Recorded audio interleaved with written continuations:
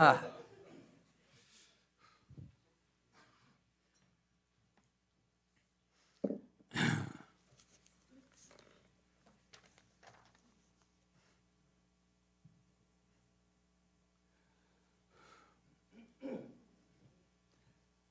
an appropriate song. Turn the world around. And wouldn't we like to be able to do that immediately? And of course, it would look like we want it to look, each of us individually, which may or may not be the way it needs to look, okay?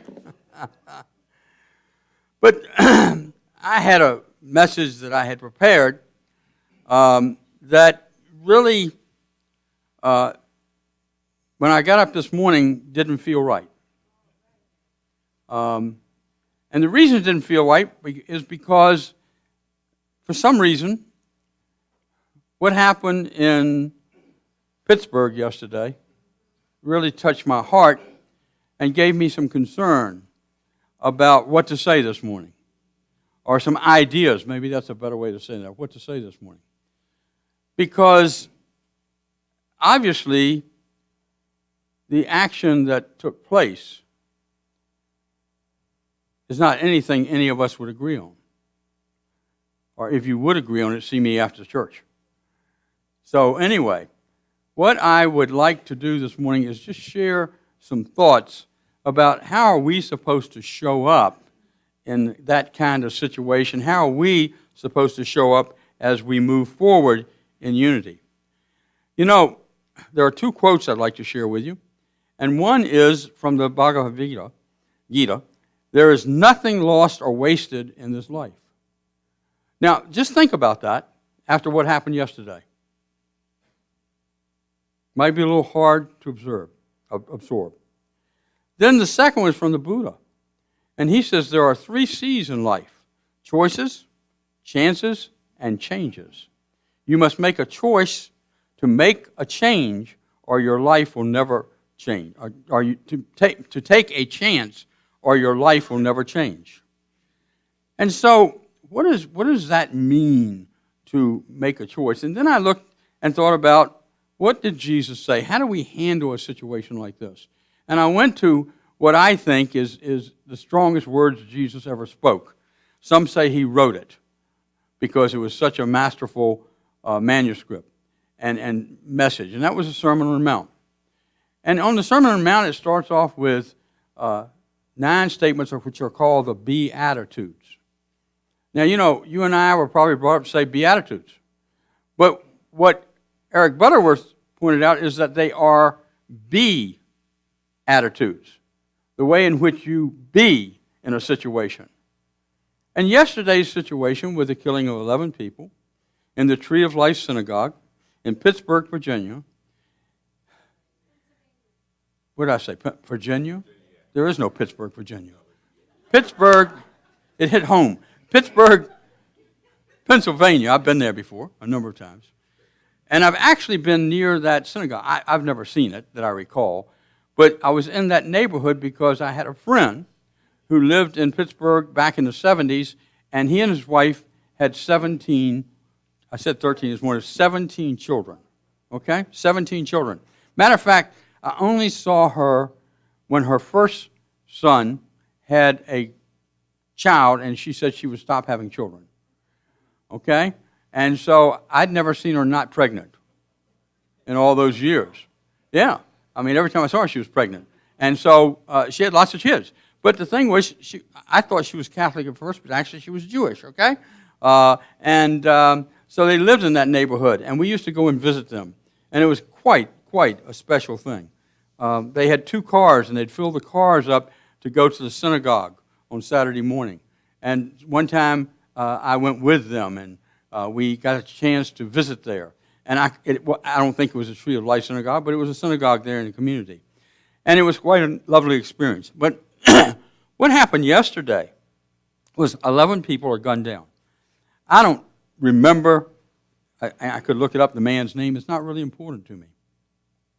What's really important to me, as I thought about this morning, is how do we respond to this?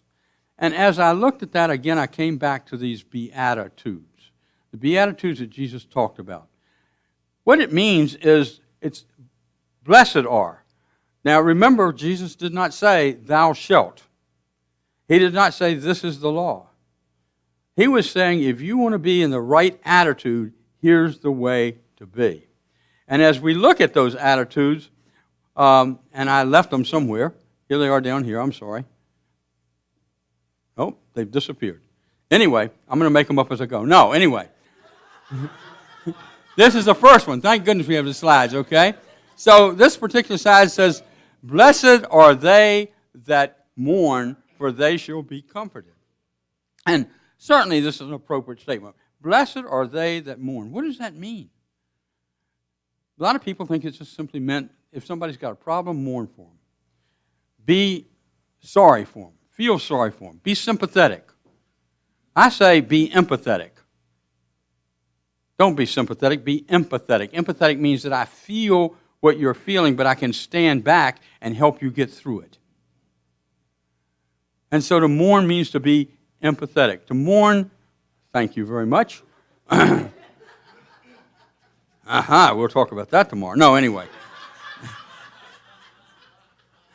And so as we start to look at that, it says they shall be comforted. And what we want to do in a situation like is comfort those people who have lost loved ones, certainly. We want to comfort those people who have experienced this tragedy, the community itself, the country itself. And in order to do that, again, we have to get beyond just mourning. We have to get into a place where we see what happened in a different way, and that we hold each person up in light. And we have to actually bless, this is hard, bless what happened. And the reason I say that is because if we can't bless what happened, we will not find the opportunity from it. We will not experience what we need to do next in order to hopefully have it not happen again. We will instead just mourn for the people, be sad, and then we're over it. And I think what Jesus was saying in that particular beatitude was, I am grateful for challenges that lead me from my extremity to God's opportunity. And we'll talk about some of that in a few minutes. There's a second one here, and this particular one is, blessed are they that hunger and thirst after righteousness, for they shall be filled.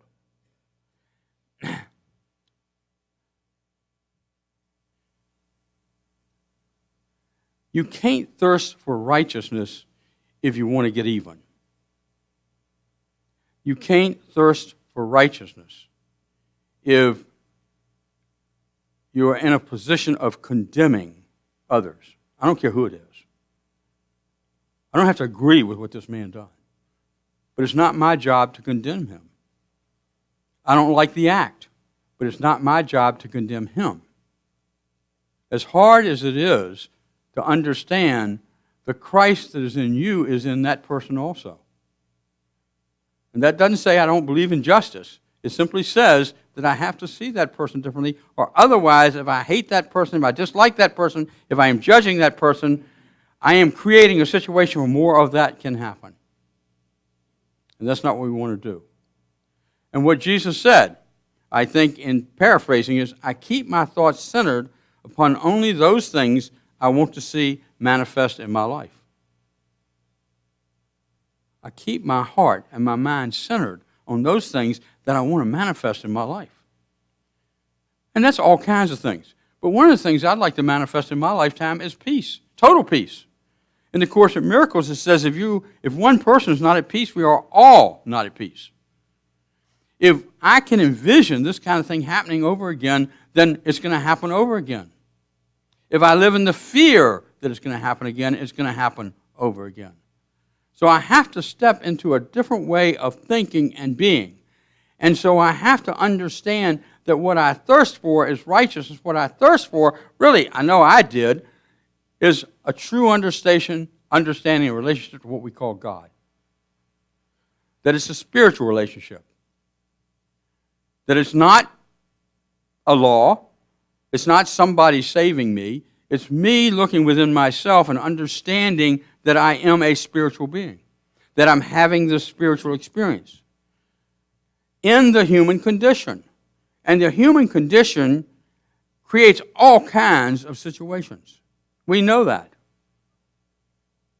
How many years have we ever had that we're not at war?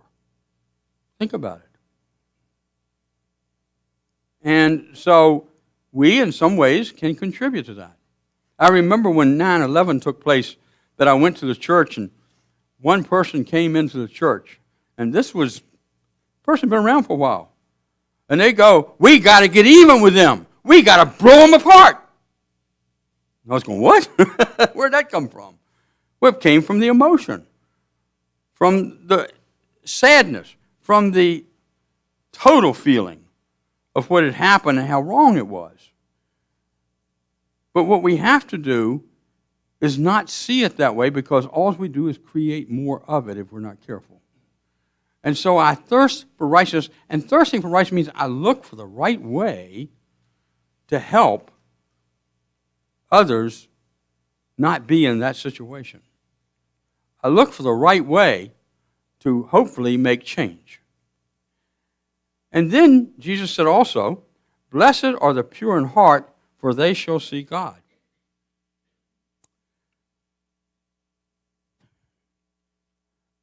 So when I get in a situation like this, and I wake up on a Saturday morning and I hear this news, and then I watch it a little bit during the day, and then I hear more about it, and I become anxious, what do? Do I focus on the news more, or do I take time to stop and focus on my relationship with that spirit within me that I happen to call God, with that which created me? And I would suggest, and I hope that's what all of you do, is that my real opportunity is to stop and to be present with that spirit within me, what I call the I am, the Christ within, the divine within, and be able to step into that in such a way that it starts to open up my mind and my heart for ways to make the change rather than be the problem. And so I open my heart and my mind to that. And when we look at it that way, it says, I keep my thoughts centered only on those things I want to see manifest in my life. So if I spend a great deal of time, as I'm doing this morning, talking about this situation, I can either do it seeking God in everything, or I can do it as seeing a problem and being angry about the problem, and then I can blame it on somebody. We had some of the family together last night, and one of them said, this is Trump's fault. I'm just going to bring this out, okay? And, you know, that's another way of trying to find somebody to blame. And the fact is that this person didn't support Trump, didn't vote for Trump, and didn't agree with Trump. Had nothing to do with Trump. But the point is that we try to find somebody to blame for these things. And when we do that, we really are stepping away from focusing on God and stepping into the world and being part of the world. And so we have to stop doing that if we catch ourselves doing that and move in a different direction. And that's I focus my thoughts on God. And then the next one up here is, blessed are the peacemakers, for they shall be called sons of God. What does that mean? How do we interpret that? Well, the first thing I think it means is that we have to see ourselves as children of God. We have to identify ourselves as children of God. We have to understand, again, that we are one with God, not separated from God.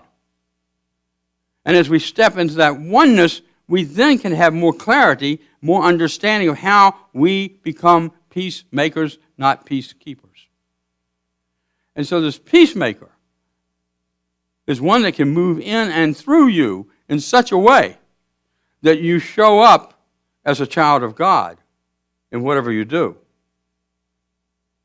And as we look at that, we say, I am a child of God. This is what I think it's saying. And I act like one. That's a pretty tall order sometimes. I'm a child of God and I act like one, no matter what's going on. And so, what this gives us an opportunity to do in a situation like this is to examine ourselves. Am I showing up as a child of God, or am I showing up as someone who's so angry that I want to get even? Am I showing up as a child of God, or am I showing up as one who has love, certainly, and mourning those who lost people and those who passed, but is angry at the person who did it? You see, I believe we have to have one mind, that we have to step out of the duality of these situations and into the oneness that we all are. We can't explain why these things happen. We might be able to explain, the person was isolated, this, that, but we really can't explain all of this. And not being able to explain it is frustrating and confusing because we like to have answers, don't we? And what we have to do is really, I believe, go within ourselves, and then we find the opportunity from a situation like this. And if we find that opportunity, we're willing to step into it. Now, the opportunities right off the top that I see, and this is Richard Bunch. This is not the board of directors of Unity Worldwide Ministries. This is not the board of directors of Unity of Richmond. This is Richard Bunch saying the first thing that I think is an opportunity once again to bring forth and look at clearly our gun control laws and ask that there be more from the standpoint of the elimination of assault weapons. This particular person had a license, already had a license, okay? Legally owned the guns, but he legally owned an assault weapon, which took 11 people out and wounded several. I believe that needs to be examined. I believe that there ought to be, again, more requirements for checking on a person who buys a gun, no matter where they buy the gun. And so I see an opportunity there. The other thing I see an opportunity in is to release our polarization. That we are a polarized nation. We are a polarized people. I see it in family events, where one person has this opinion, the other person has it, and they become adamant about it. I usually leave the room about them, but they become adamant about it.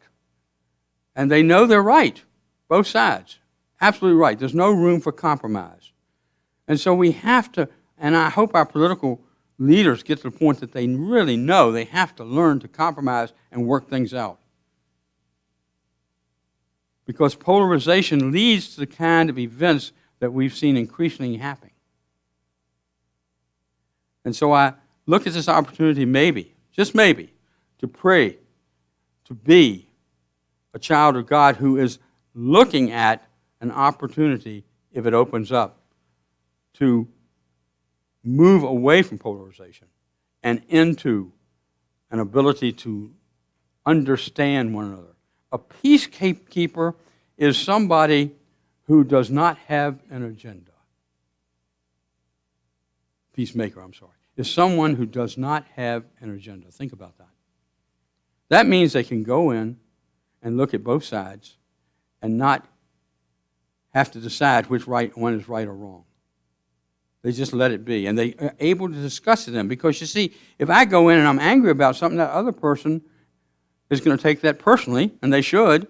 And so therefore, we're not going to get very far. If I go in thinking that this is really, right on, this is a spiritually righteous thing to do,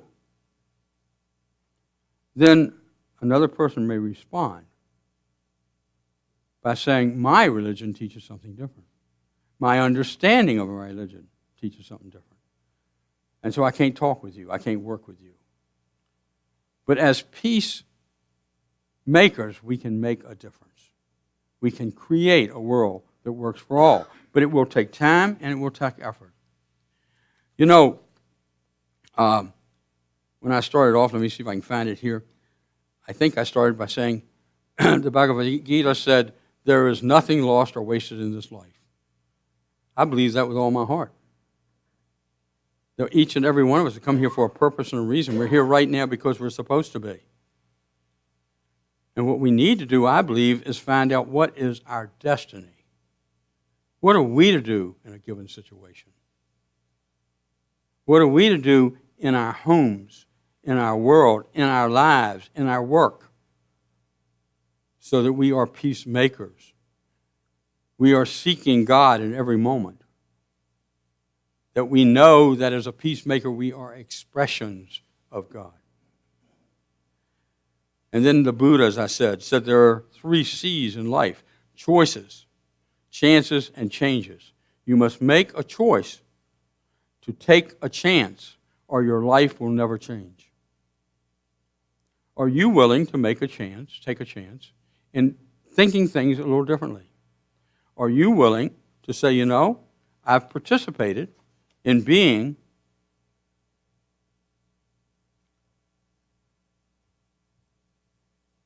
in a way that does not support dialogue or support change? Because I know what the truth is. And when you really know what the truth is, you're probably in trouble. You know? Just think about it. So you're probably in trouble. So what I want to do is just share with you the 23rd Psalm. Now, the 23rd Psalm is in the book of Psalms, in the Bible, okay? And I'm going to read it a little differently. So please don't come up afterwards and say, where did you get that? It's the 23rd Psalm, inserting the word love, which is where I think we need to be this morning. Love is my shepherd. I shall not want. Love makes me to lie down in green pastures. Love leads me beside the still waters. Love restores my soul. Love leads me in the paths of righteousness for his name's sake. Yea, though I walk through the valley of the shadow of death, I will fear no evil, for love is with me. Love is my rod, and love is my staff, and they comfort me. Thou preparest a table before me in the presence of mine enemies. Thou anointest my head with love. My cup runneth over. Surely goodness and mercy shall follow me all the days of my life, and I will dwell in the house of love forever. That's unconditional love. And we all can dwell there. It's not an impossibility. We just have to go within and examine ourselves and say, is that where I am or not? If I'm not, we can change our minds and move into that. So, I just wanted to share with you this morning, as best I could, what was from my heart, how I felt about this, and how it really upset me. And I had to stop and say, where am I in this moment? And as I did, I started to think about the Beatitudes. What should my attitude be? And you need to decide what your attitude should be. It's not my job to tell you that. So God bless you and thank you.